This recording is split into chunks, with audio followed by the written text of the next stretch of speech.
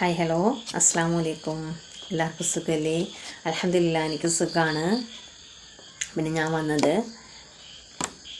ഞാൻ നേരത്തെ 2-3 വീഡിയോ ഇട്ടിരുന്നു. നമുക്ക് എക്സ്ട്രാ വരുമാനത്തെക്കുറിച്ചൊരു വീഡിയോ ഇട്ടിരുന്നു. അത് എക്സ്ട്രാ വരുമാനമായാലും സ്ഥിരം വരുമാനമായാലും വരുമാനം ഇല്ലാത്തവർക്ക് വീട്ടിലിരിക്കുന്നവർക്കൊരു വരുമാനം എന്നൊക്കെ ഉദ്ദേശിച്ചിട്ടാണ് ഞാനത് ഇട്ടുന്നത്.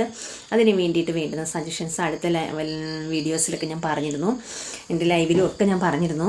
കേൾക്കാത്തവർക്ക് വേണ്ടിയിട്ടാണ്, അത് ക്ലിയർ ആവാത്തവർക്ക് വേണ്ടിയിട്ടാണ് വീണ്ടും ഞാനൊരു വീഡിയോയിൽ ഇതെടുത്ത് പറയുന്നത്. അപ്പോൾ അത് ചെയ്യേണ്ടുന്നത് എന്താണെന്ന് വെച്ചാൽ നെക്സ്റ്റ് വീഡിയോസുകൾ കണ്ടിട്ട് നിങ്ങളത് ഫോളോ ചെയ്ത് വരണം. പിന്നെ നിങ്ങൾ ചെയ്യേണ്ട കാര്യം, നമ്മൾ 100 സബ്സ്ക്രൈബേഴ്സ് ആവുന്നവരെയുള്ള കാര്യങ്ങളൊക്കെ ഞാൻ പറഞ്ഞു. 100 സബ്സ്ക്രൈബേഴ്സ് ആയിക്കഴിഞ്ഞാൽ നമ്മൾ ലൈവ് ഇടുക.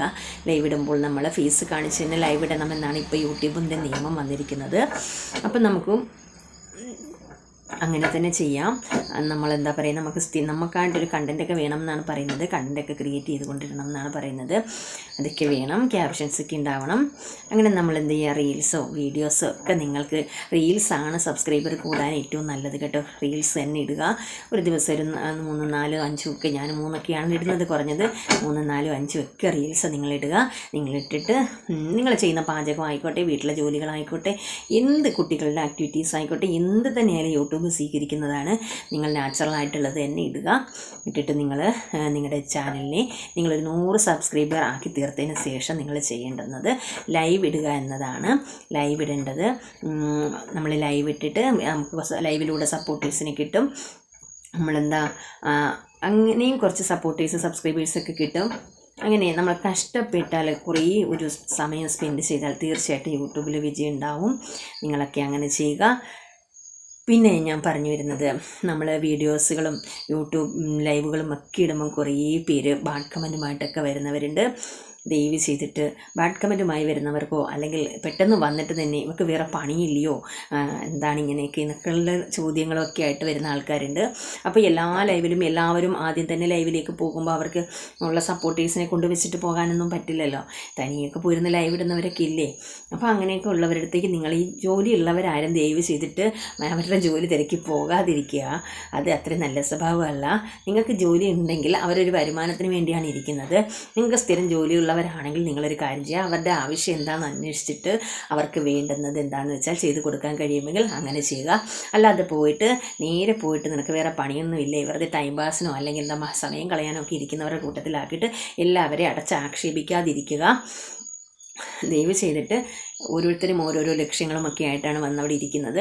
അതുകൊണ്ട് അവരെ പോയിട്ട് ദയവ് ചെയ്തിട്ട് നിങ്ങളാരും അടച്ചാക്ഷേപിക്കാതിരിക്കുക. പിന്നെയുള്ളത് പറയുന്നതെന്ന് വെച്ച് കഴിഞ്ഞാൽ, ചാനലുകാരൊക്കെയാണ്, എല്ലാവരും ചാനലുകാരാണ്, എല്ലാവരും ജീവിക്കാൻ വേണ്ടിയിട്ടൊക്കെയാണ് ഓരോന്നും തുടങ്ങുന്നത്. ദയവ് ചെയ്ത് നമ്മളുടെ മാത്രം സ്വാർത്ഥ താല്പര്യങ്ങൾ കൊണ്ട് നമ്മളൊരു ചാനലിലേക്ക് കടന്നു പോയിട്ട്, ഇനി ആരായാലും അടിയക്കാരായാലും ചാനലുകാരായിട്ടും ഒക്കെ ഞാൻ പറയുകയാണ്, ദയവ് ചെയ്തിട്ട് അവനവൻ്റെ നിലനിൽപ്പിന് വേണ്ടി മറ്റൊരാളെ തച്ചടയ്ക്കുന്ന രീതിയിൽ നിങ്ങൾ പെരുമാറാതിരിക്കുക. അത് പറഞ്ഞാൽ എല്ലാവർക്കും ഓരോരോ ആവശ്യങ്ങളാണുള്ളത്. ചിലപ്പോൾ ഒരുപക്ഷെ നിങ്ങൾ വിചാരിക്കുന്ന രീതിയിൽ അവർ നിന്നില്ല എന്നും പറഞ്ഞിട്ട് നിങ്ങൾ അവരുടെ കാര്യത്തിലേക്ക് നിങ്ങൾ ഇതാവേണ്ട ആവശ്യമില്ല. നിങ്ങൾ നിങ്ങളുടെ ഭാഗങ്ങളുമായിട്ട് ക്ലിയർ ചെയ്ത് പോവുക. നിരാശപ്പെടേണ്ട ആവശ്യമില്ല. നമുക്ക് എന്താണോ ലക്ഷ്യം മുന്നോട്ടുള്ള ആ ലക്ഷ്യത്തിലേക്ക് തന്നെ നമ്മൾ കുതിച്ചുകൊണ്ടിരിക്കുക. ആരും നിരാശപ്പെടാൻ പാടില്ല. എന്നെങ്കിലും ഒരിക്കൽ നമ്മൾ പ്രയത്നിക്കുന്നുണ്ടെങ്കിൽ വിജയം കിട്ടുക തന്നെ ചെയ്യും. അപ്പോൾ ദയവ് ചെയ്തിട്ട് ഞാൻ പറയുന്നത്, ബാഡ് കമൻറ്റുകാരോടും അല്ലാണ്ട് തന്നെ എന്താ പറയുക, പ്രശ്നങ്ങൾ ഉണ്ടാക്കാൻ ക്രിയേറ്റ് ചെയ്യാൻ വേണ്ടിയിട്ടൊക്കെ തുനിഞ്ഞിറങ്ങുന്ന ആൾക്കാരൊക്കെ ഉണ്ട്. പിന്നെ അതൊന്നും അല്ലെങ്കിലും സമയം അവർക്കൊക്കെ ഒരുപാട് ഉണ്ടാവും. പക്ഷേ ഇല്ലാത്ത സമയങ്ങളൊക്കെ ഉണ്ടാക്കിയെടുത്തിട്ടായിരിക്കും ചിലപ്പോൾ ഈ ലൈവിൽ വന്നിരിക്കുന്ന ആൾക്കാരുണ്ടാവുക. അപ്പോൾ അവരുടെ അടുക്കിലേക്ക് ചെന്നിട്ട് വെറുതെ അവരെ ഇറിറ്റേറ്റ് ചെയ്യുന്ന രീതിയിലുള്ള കമൻറ്റുകളൊക്കെ ഇടുന്നവരൊക്കെ ഉണ്ടാവും. നിങ്ങൾ ദയവ് ചെയ്തിട്ട് അവരുടെ ആവശ്യങ്ങൾ എന്താണെന്ന് നിങ്ങളൊന്ന് അന്വേഷിക്കുക, അറിയുക. അവരെന്താണ്, നിങ്ങളൊന്നും അവരോട് ചോദിക്കണമെന്നില്ല. കുറേ ദിവസം അവരുടെ കൂടെ ലൈവിൽ ഇങ്ങനെ ഒന്ന് കണ്ടിന്യൂ ചെയ്ത് മാറി നിന്ന് പോയാലും അവരെക്കുറിച്ചൊക്കെ നിങ്ങൾക്ക് അറിയാൻ പറ്റും. അറിഞ്ഞതിന് ശേഷം മാത്രം നിങ്ങൾ പറയാം. പിന്നെ അഥവാ ടൈം പാസിന് വേണ്ടി ഒരാൾ ഇരുന്നാൽ തന്നെയും അത് അവരുടെ ഇഷ്ടമല്ലേ. ഓരോ വ്യക്തിക്കും ഓരോ വ്യക്തികളുടേതായ ഇഷ്ടങ്ങളില്ലേ. ആ വ്യക്തിപരമായിട്ടുള്ള ഇഷ്ടങ്ങളിലേക്കൊന്നും ആർക്കും ചെന്ന് കയറാനുള്ള അർഹതയില്ല. ഓരോ വ്യക്തിയുടെയും സ്വാതന്ത്ര്യത്തിൽ അവരവരെ വെറുതെ വിടുക. നിങ്ങൾ നിങ്ങളുടെ വ്യക്തി സ്വാതന്ത്ര്യം ഉപയോഗിച്ചിട്ടല്ലേ വന്നിട്ട് ഇങ്ങനെ ഓരോരുത്തരുടെ ലൈവിലേക്കും പോകുന്നത്.